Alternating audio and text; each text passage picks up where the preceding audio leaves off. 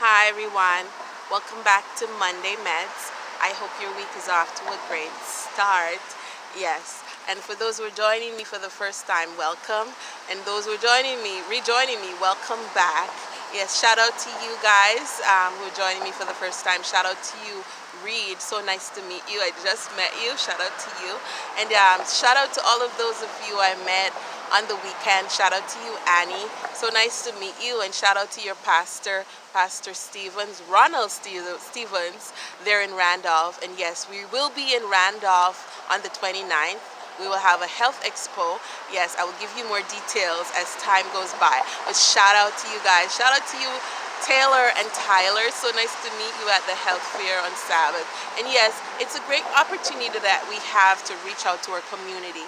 Even on Sabbath, it is a good thing to do good on the Sabbath. And so thank you so much for the opportunity to my friend Tamar. Shout out to you and thank you again for giving me the opportunity to work alongside with you.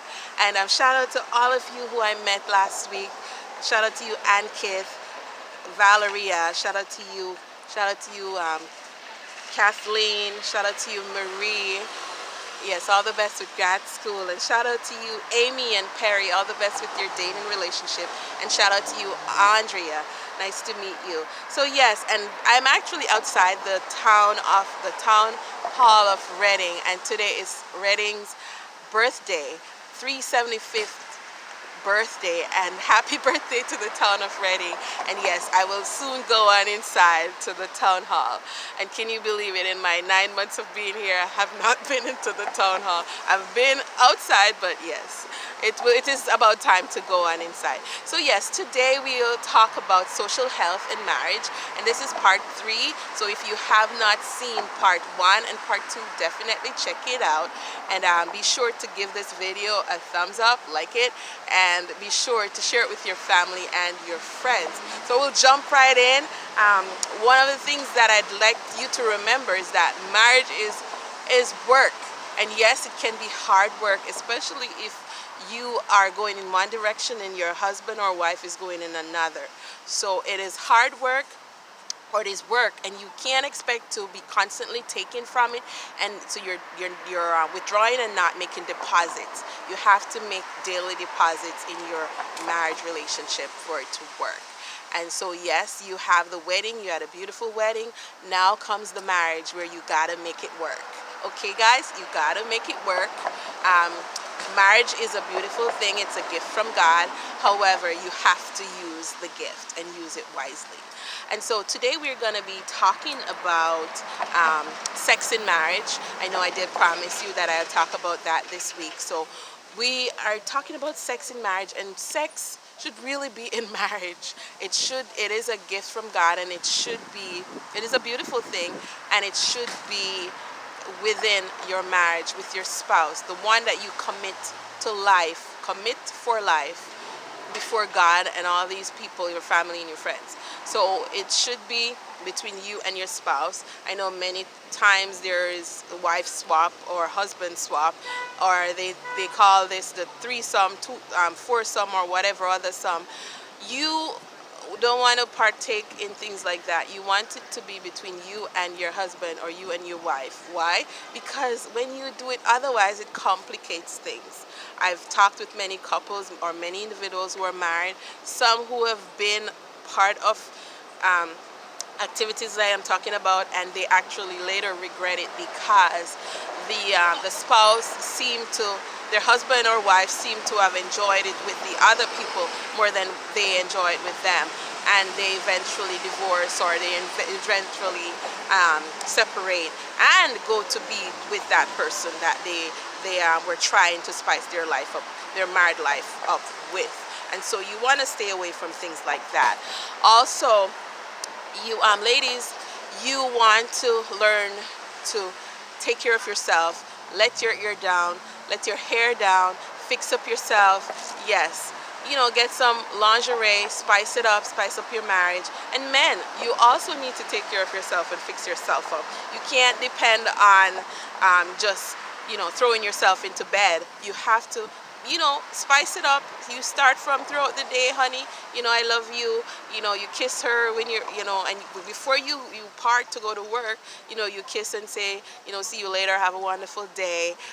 You definitely have to remember that sex doesn't start in the bedroom. It actually starts before that. I know Pastor Jimmy Evans and his wife Karen Evans, they have their marriage series where they talk about, he talks about the things that you do, how they impact your marriage and your sex life. And one of the things he talks about is that you actually should look at what you do.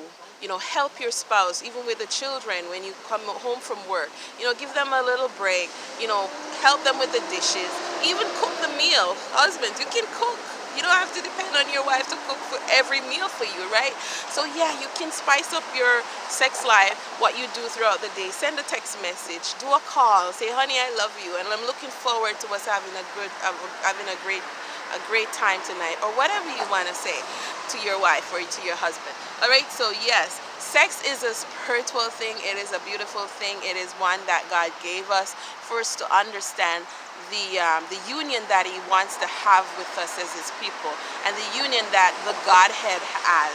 And so one thing that I want to highlight though in all of this is that you got to learn to be temperate. I know some men love to have sex. Like I did talk about it last week, men love sex. They need sex. Dr. Miles Monroe, his videos, his previous, before he died, of course, he talked about the importance of sex, that men need sex. They also say that men give love for sex and women give sex for love. So women need affection, women need that care, that attention, and many times we exchange it for sex, not realizing that it's the wrong person we are exchanging it with, because sometimes it's not the man that we married that we have sex with, looking for that love and affection. And so ladies, you got to be careful. Make sure that you wait on God for a husband, wait on God for a wife, man. And yes, it is a beautiful thing to wait on God. And as Solomon says, he extensively talk about it. You got to drink from your own cistern. You got to drink from your own well. Yes, it is in Solomon, the book of Solomon. And he also talks about it in Proverbs 5, verse 15 through 19. He talks about it. He says, yes, drink from your own cistern, and let your fountain be blessed, and rejoice with the wife of your youth. Yes, it's there. Sex is in the Bible, guys. And yes, let her breast satisfy you at all times, and always be enraptured by her love. It's right there, guys. Yes, it's right there. So I think I have to do a part 2 of this video. I will continue next week. But one of the things I want to highlight is that we have to be patient with each other. When I talk with couples who have been married for years, one of the things they highlight is that you got to have humor in your marriage. You have to be patient. You have to learn to forgive. You have to learn to laugh at each other, learn to laugh at yourself, and yes, just enjoy each other and have time with each other. I will share in the description section of this video more links that I didn't get to cover, but I hope that God will bless you in your marriage, and he'll bless you in your sexual relationship. Of course, he will only bless that which is in him. And so in him, sex in marriage is in him. I hope you have a wonderful week ahead, and God be with you.